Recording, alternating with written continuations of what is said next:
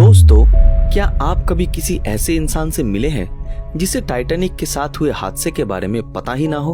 असंभव। यहाँ तक कि अगर आप किसी 10 साल के बच्चे से भी पूछें तो वो भी आपको इस विशालाकाय जहाज के साथ हुई घटना के बारे में एग्जैक्टली बता देगा। ये कहानी है ही कुछ ऐसी। मगर कुछ सर्वाइवर्स के मुताबिक टाइटैनिक के डूबने का कारण कोई आइसबर्ग नहीं बल्कि कुछ और ही था। आज हम उन्हीं में से एक सर्वाइवर्स की कहानी का जिक्र करेंगे, जिससे हमें ये मालूम चलेगा कि आखिर उस शापित रात को असल में क्या हुआ था। तो चलिए बिना वक्त गवाए शुरू करते हैं। वैगिनेक ब्यूरट, जो एक 25 साल के नौजवान राइटर थे, उन्होंने ये बयां किया है कि उस रात टाइटैनिक के साथ क्या हुआ था, जो साउथहैम्पटन इंग्लैंड से न्यूयॉर्क की यात्रा कर रहा था। वैगिनेक भी बाकी सभी लोगों की तरह बहुत एक्साइटेड थे टाइटैनिक की यात्रा करने के लिए, जो लोगों को एक नई दुनिया की सैर कराने वाला था, जिसके बारे में पूरी दुनिया बात कर रही थी। वैगिनेक भी अपनी एक्साइटमेंट के साथ उस दिन पोर्ट पे पहुंचे, बड़े अच्छे से बन सवर के। उन्होंने उस समय के सबसे लेटेस्ट स्टाइल के चश्मे और कैप भी पहनी थी, जो उस समय यूएस में काफी ट्रेंडिंग थी।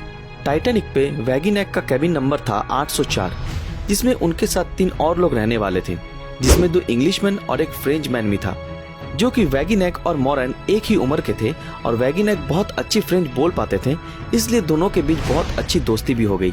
हर रात की तरह 14 अप्रैल की रात को भी वो दोनों लेट से सोने के लिए गए। ठीक आधी रात के कुछ समय पहले एक बड़े धमाके की आवाज से सबकी नींद खुल गई और लाइट भी चली गई थी। ये धमाका इतना जबरदस्त था कि जिसके झटके से अंग्रेज बंदा जमीन पर आ गिरा, मानो किसी ने उसे धक्का दिया हो, और बाकी के लोगों को भी थोड़ी बहुत चोटें आई। थोड़ा संभलने के बाद वो सारे लोग अपनी केबिन से बाहर आए और बाहर आकर उन्होंने जो देखा वो नजारा दिल दहला देने वाला था। एक तरफ जहाज डूब रहा था, दूसरी तरफ लोग अपनी जान बचाने के लिए किसी भी तरह लाइफ बोट्स पे जाने की कोशिश कर रहे थे। लाइफ बोट्स को भेजा जा रहा था, लेकिन वो सिर्फ बच्चे और औरतों के लिए ही था, और अगर कोई मर्द उसमें जाने की कोशिश कर भी रहा था तो उसे गोली से डराकर भगा दिया जा रहा था।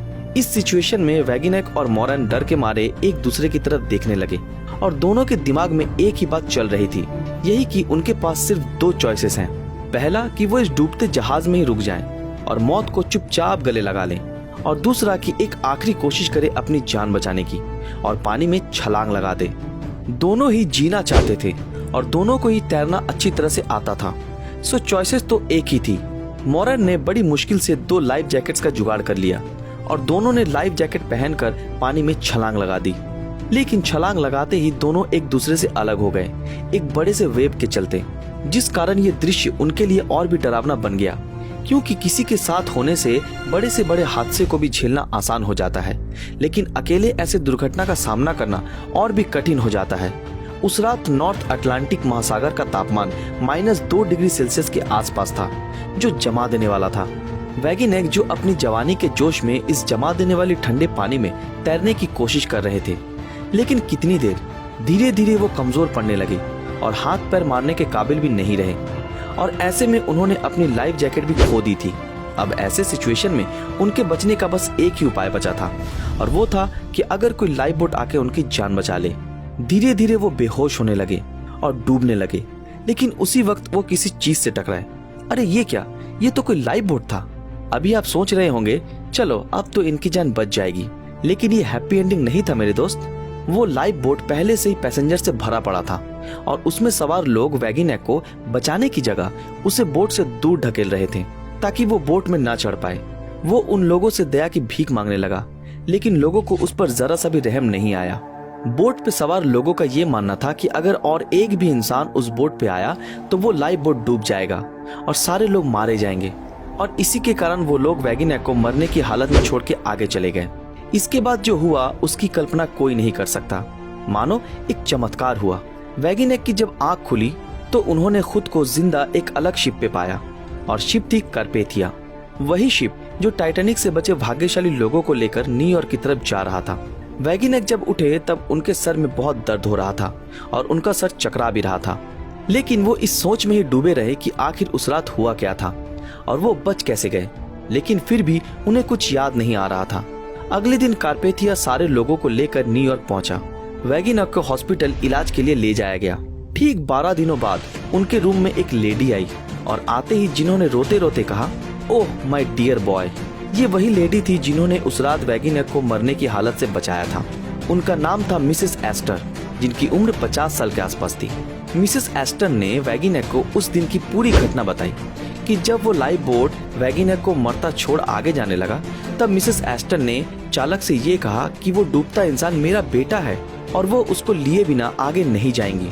उन्होंने ऐसा इसलिए किया कि उन्होंने टाइटैनिक की दुर्घटना में उस रात अपने हस्बैंड को खोया था और वो ये नहीं चाहती थी कि और कोई भी इंसान अपनी जान गंवाए, और इसीलिए उन्होंने वैगिनेक की जान बचाई। ठीक होने के बाद वैगिनेक अपनी फैमिली के पास वापस लौट गए, जो बोस्टन में रहती थी। वैगिनेक ने एक अच्छी और लंबी जिंदगी गुजारी और एक अच्छी कहानी सुनाने वाले के तौर पर उन्होंने बहुत बार लोगों को ये भी बताया कि उस रात उनके साथ क्या हुआ था।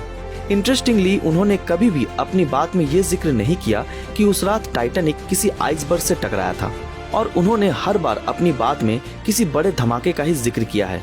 अगर उनकी ये बात सच है और अगर टाइटैनिक सच में उस रात किसी आइसबर्ग से नहीं टकराया, तो क्या टाइटैनिक के डूबने के पीछे किसी बड़े विस्फोट का हाथ था या कोई और कारण था? फ्रेंड्स, आपको क्या लगता है? हम इतने दिनों से जो कहानी सुनते आ रहे हैं, क्या वो झूठी है या फिर वैगिनेक को कोई गलत फहमी हुई थी? अपनी राय नीचे कमेंट में जरूर बताएं। दोस्तों, आज के लिए बस इतना ही। आशा करते हैं आज की हमारी ये वीडियो आप लोगों को पसंद आई हो। अगर आप लोगों को ये वीडियो पसंद आया तो इस वीडियो को लाइक और ज्यादा से ज्यादा शेयर जरूर करें। जिन लोगों ने हमारे फेसबुक पेज ब्रीदिंग नॉलेज को फॉलो नहीं किया, वो तुरंत फॉलो कर दें। तो फिर मिलते हैं आपके साथ अगले वीडियो में। तब तक के लिए अलविदा।